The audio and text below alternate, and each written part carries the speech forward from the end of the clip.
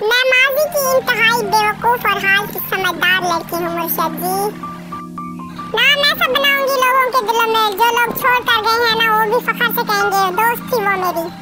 हम अपना वक्त बर्बाद नहीं करते, जो हमें भूल गए उसे हम याद नहीं करते।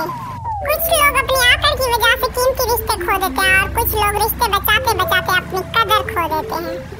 ना गरूर वाली हूँ ना बदतमीज हूँ, लेकिन कोई गलत बात बोल दे और मैं खामोशी से सुन लूँ, इतनी शरीफ भी नहीं हूँ मैं। ये लाजिम तो नहीं कि तुझे आँख से देखे, तेरी याद का आना भी तेरे दीदार से कम नहीं। तुम तो इस दिल के भी काबिल नहीं हो जो मेरे फोन की कीबोर्ड में है, और मैंने तुम्हें अपना धड़कता हुआ दिल दे दिया मुर्शिद जी। हम मशरकी लोग हैं, हमारे यहाँ यहाँ लव मैरिज भाई करते हैं, बहनों की इसकी इजाजत नहीं होती। बैठे हैं इसी सोच में, पहले आप आएंगे या मौत आएगी मुर्शिद जी।